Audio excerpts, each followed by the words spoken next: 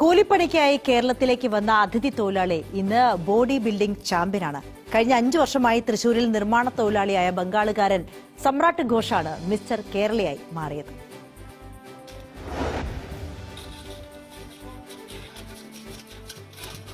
പതിനഞ്ചാം വയസ്സിൽ അച്ഛന്റെ കൂടെ കേരളത്തിൽ വന്നതാണ് സാമ്രാട്ട് ഘോഷ്. കൂലിപ്പണിയായിരുന്നു തൊഴിൽ. ഇതിനിടെ ഫിറ്റ്നസ് പരിശീലനത്തിന് പോയി തുടങ്ങി. പരിശീലകൻ അഖിൽ സാമ്രാട്ട് ഘോഷിന്റെ കഴിവ് തിരിച്ചറിഞ്ഞു. ശരീര സൗന്ദര്യ മത്സരത്തിൽ പങ്കെടുക്കാൻ പാകത്തിൽ പരിശീലിപ്പിച്ചു. ഈ പരിശീലനം വിജയം കണ്ടു.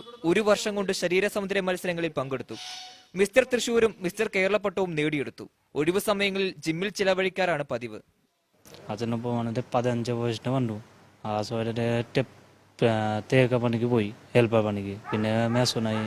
ഇങ്ങനെ 1000 രൂപ ഡെയിലി കൂലി കിട്ടുന്നുണ്ട്. പിന്നെ 8 മണിക്ക് പോകും പണിക്ക്, ഒരു 6 മണിക്ക് കഴിഞ്ഞ് പോകും പണി.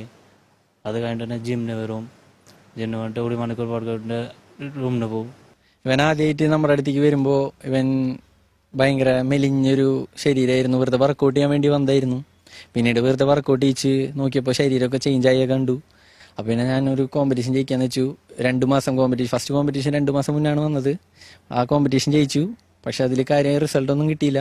പക്ഷെ പിന്നത്തെ ഒരു കൊല്ലം കഷ്ടപ്പെട്ട് പണിയെടുത്തതിൻ്റെ ഫലമാണ് ഇന്നീ കിട്ടിയത്. മിസ്റ്റർ തൃശ്ശൂരായി, കാപ്പ അസോസിയേഷന്റെ മിസ്റ്റർ കേരള, പിന്നെ അവർ നടത്തിയ സൗത്ത് ഇന്ത്യ കോമ്പറ്റീഷനിൽ റണ്ണറപ്പായി. ബംഗാളിൽ 300 രൂപയ്ക്കായിരുന്നു ജോലി. തൃശൂരിൽ വന്ന ശേഷം കൂലി പടിപടിയായി ഉയർന്ന് 1000 രൂപയിലെത്തി. ഇതിൽ നല്ലൊരു തുകയും ഫിറ്റ്നസിനായി ഉപയോഗിക്കുന്നുണ്ട്. പശ്ചിമ ബംഗാൾ സ്വദേശിയാണെങ്കിലും സാമ്രാട്ട് ഘോഷിന് താല്പര്യം മലയാള മണ്ണ് തന്നെയാണ്.